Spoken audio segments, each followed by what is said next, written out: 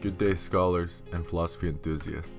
Today, our time-traveling quest of intellectual discovery brings us to yet another luminary of Miletus, Anaximenes. Building upon the legacies of his predecessors, Anaximenes gifts us with a worldview that is both tangible and transcendent, centering upon the element of air. From Miletus to the world, it's worth reiterating the milieu from which Anaximenes hailed. Miletus, as we've previously discussed, was a nexus of knowledge and culture in the ancient world. It is from this vibrant tapestry that Anaximenes wove his philosophical fabric. Air, the primordial substance.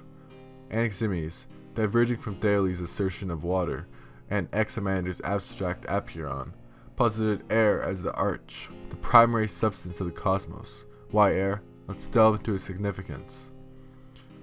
Consider air's omnipresence. It surrounds us. It's within us. We breathe it, we live by it, and we're sustained through it.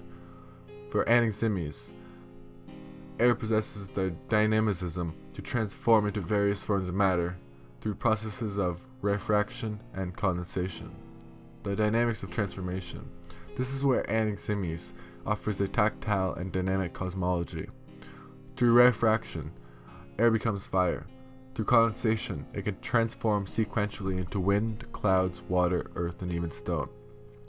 This fluid metamorphosis offers a tangible explanation for the changing nature of the cosmos, air, and the divine.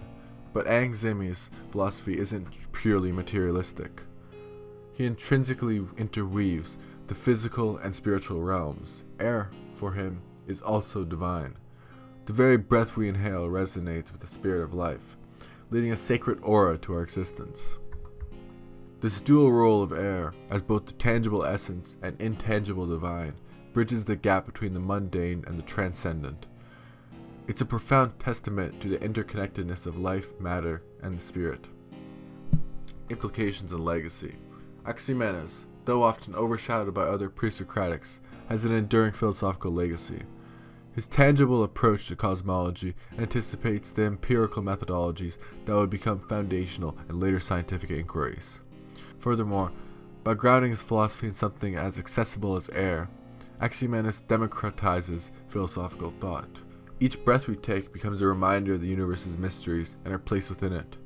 Finally, his intertwining of the physical and divine provides a holistic worldview, a reminder that the boundaries between the sacred and the profane are perhaps more porous than we often believe.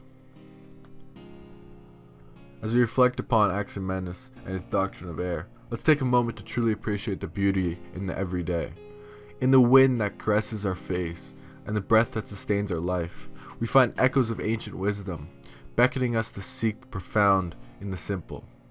Thank you for joining me on this journey through the cosmos of Anaximenes' thought.